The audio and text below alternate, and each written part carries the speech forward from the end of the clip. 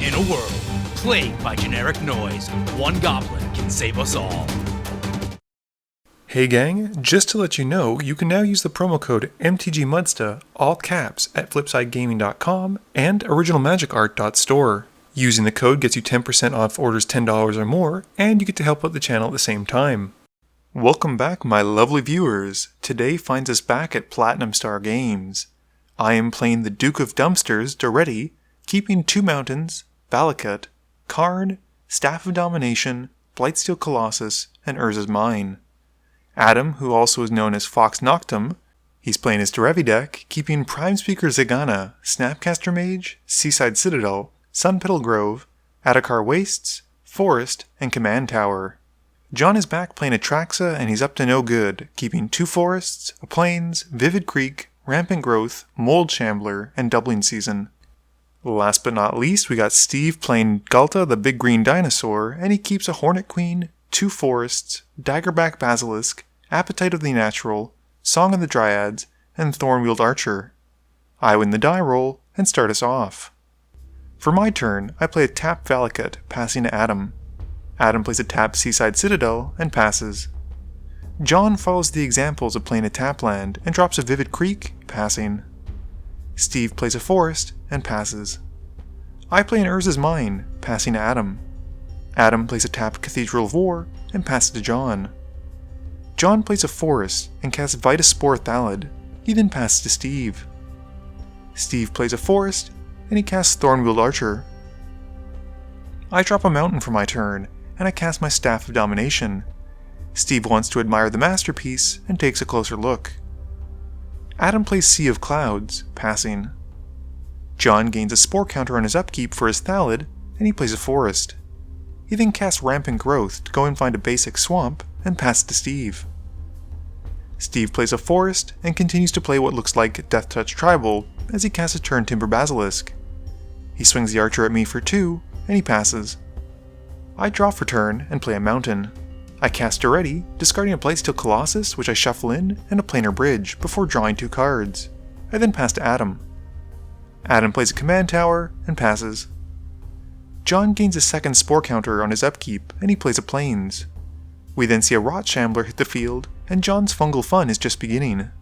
He then drops a Thalid Germinator and passes. Steve draws but has no lands to play.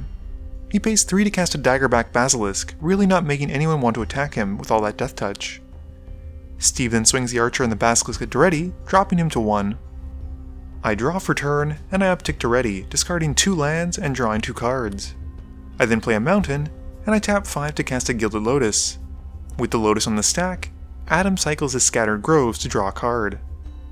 Adam draws and plays a Windswept Heath, passing as he cracks the fetch to go and find a land. John adds another spore counter on his upkeep, and he plays an island. He casts a Mold Shambler kicked, and targets my Staff of Domination because John is the actual worst. I tap my Gilded Lotus to pay for the staff's ability, tapping it and gaining 1 life before the staff gets destroyed. Steve draws for turn and drops a forest. He then swings everything at John, who doesn't want to block Death Touchers, so he just takes 6. I draw for turn and play a mountain. I uptick Daretti, discarding more lands, and cast an Unwinding Clock and then my Karn Silver Golem. I pass to Adam, and at the end of turn, Adam brings in Derevi, who taps my Unwinding Clock.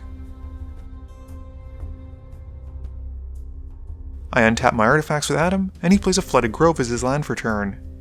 We then see a Loxodon Warhammer hit the field, and Adam gears up his Bird Wizard with the hammer. Moving to combat, Adam hits Steve for 6 commander damage, and gains 6 life. Adam then gets to untap his Seaside Citadel with Derevi's ability, and he passes John. John gets more spore counters on his upkeep, and draws for turn. He then pays 1 of each color to cast Atraxa, and he passes. At the end of turn, he proliferates on his spore counters and passes Steve. Steve casts Appetite for the Unnatural in his main phase to blow up my Unwinding Clock and gaining 2 life as the artifact is destroyed. He then drops Spore Frog and once again swings all of his creatures at Daretti to take him out. I draw for turn and cast a Mind Stone. I'm then able to cast Blasphemous Act for basically 1 red, wiping the board. With the way clear, I bring out Daretti, upticking him once more, and pitching 2 and drawing 2. Adam plays a Sunpetal Grove and drops Ghalta's aid. He then passes to John. John casts a Pallid Mycoderm in his main phase, which is the only white fungus in the game, I think. He then casts a Skull Clamp and equips it onto the fungus and passes to Steve. Steve plays a Forest and casts Song of the Dryads on Daretti, getting some revenge. I play a Mountain and realize my next Mountain will trigger Valakut. I then crack my Mind Stone to draw a card, and I cast Thran Temporal Gateway before passing. At the end of my turn, as anyone who's ever played Derevi knows, Adam brings her out for only 4. Adam plays a Forest for his turn and re-equips Derevi with the hammer. He casts Finest Hour and swings Derevi at Steve for 7 commander damage. Because Derevi attacked alone, Adam gets to untap her and gets another combat phase, plus he gets to untap his Seaside Citadel for Derevi's trigger. He swings Derevi at me this time, getting 2 more Exalted triggers, and this time dealing 9 commander damage to me and gaining 9 life. He untaps the Wizard herself with Derevi's trigger and passes to John. John gains a Spore counter on the Pallid and recasts Atraxa in his main phase. Moving to his end step, John proliferates on his fungus and my forested Daretti. Steve casts Growing Rites of Itlimoc in his main phase and reveals the top 4, totally whiffing, which is completely justified because he casts Song of Dryads on Daretti. At the end of Steve's turn, I activate my Temporal Gateway to put out a Blightsteel Colossus that I'd redrawn earlier. I draw for turn, and I move to combat. I swing the Blightsteel at Adam, who blocks with Derevi. He still takes 8 points of Infect damage, and I move to my second main phase. I cast Toper Orb, and I play the last card in my hand, Phyrexia's Core. Adam draws, and loses 2 life to pay for the Phyrexian mana cost of his Phyrexian Metamorph. He has it come in as a copy of my Blightsteel Colossus, much to the dismay of the table. He then passes to John. John gains his 3rd Spore counter on his upkeep, and he casts Doubling Season in his main phase. He then plays a Tranquil Cove and gains 1 life. Once again, John moves to his end step and proliferates on the Pallid, Adam, and my Leafy Daretti. Steve draws for turn and plays a Forest. He then passes to me. I draw for turn as well, and I'm not thrilled with the card. I swing the Blightsteel at John, who when moving for declare attackers, removes 3 Spore counters to make 1 token with his Pallid. The token is doubled because of Doubling Season out, and John blocks with some of the creatures to take only 7 Infect. With his Pallid dying, John gets to draw 2 cards, and I pass to Adam, who brings in Derevi at the end of turn. Adam plays an Adakar Waste as his land for turn, and he moves to combat. He swings his Blightsteel at me, who gets 2 Exalted triggers, making it a 13/13. I use the Thran Temporal Gateway to plop out a Mere Battlesphere, but sadly I don't get any Mere tokens.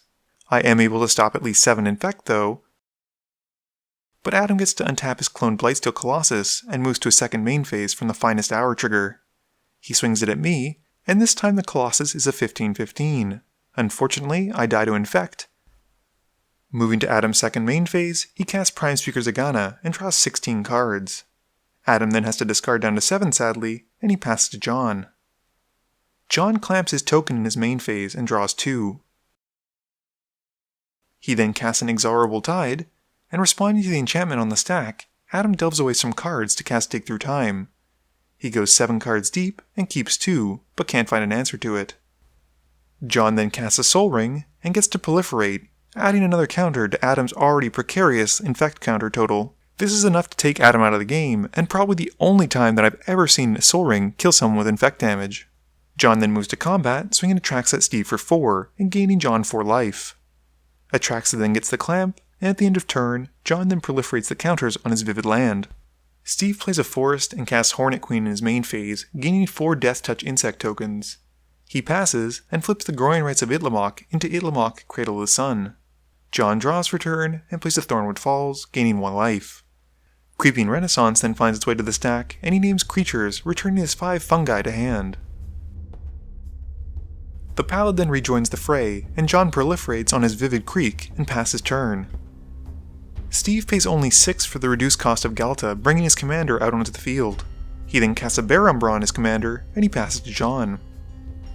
John gets 2 Spore counters on his Pallid on his upkeep, and he pays to cast Mold Shambler, Kick, to blow up Steve's Itlimoc. This lets him proliferate again from the Tide trigger, and he adds more counters to the Pallid and the Vivid Land. We then see the return of Vitus Forthalid, who proliferates John's stuff again, and then the Rothschambler again, and I can easily say this is the most counters on a Vivid Land I've ever seen. John then removes some spore counters from the pallet to make a token, and he clamps the token to draw 2. John then passes, proliferating on the pallet and the Vivid Creek. Steve draws for turn. He pays 5 to cast an Overwhelming Stampede, which gives all of his creatures plus 14/14. He swings everything at John, who even with blockers can't stop enough damage, and gets taken out. Game review time. So, I think this highlights just how Infect can really skew a game, especially when you consider that you only need 10 Infect to take a person out. I wasn't really expecting the clone from Adam, and that kinda changed things very quickly, but it did force him to have to commit to kill me. It was cool seeing the Finest Hour, and I was a big fan of the Prime Seeker Zagana immediately after taking me out and drawing so many cards. I really love that card, even though in most cases I've replaced her with Tishana. This is probably one of the very few Atraxa decks that weren't built around Planeswalkers or +1/+1 counters, and instead, John chose to focus on Spore counters. I can't stress enough how much I love the fact that John was able to take Adam out by casting Soul Ring, and this is the first time I've ever seen anyone kill another player by casting the most popular EDH artifact. I think Steve benefited from being in the right place at the right time, and not overcommitting to a board. He swears to me that his deck isn't Death Touch Tribal, despite the fact that every creature he played, with the exception of his commander, pretty much had it. Regardless of whether or not that's true, he was able to win with Overwhelming Stampede, which is one of my favorite finishers. Please be sure to tune in every Monday and Thursday at 11 AM Eastern Standard Time for a guaranteed new video. You can also follow me on Twitter at MTGMudsta. You can find me on Facebook at facebook.com/mtgmudsta, and lastly, you can check me out when I stream at twitch.tv/mtgmudsta. This video is brought to you in support by my patrons. If you're looking for a way to help out the channel, please be sure to visit the link below. Thank you all for watching this video, and don't forget, friends are just opponents you haven't eliminated yet.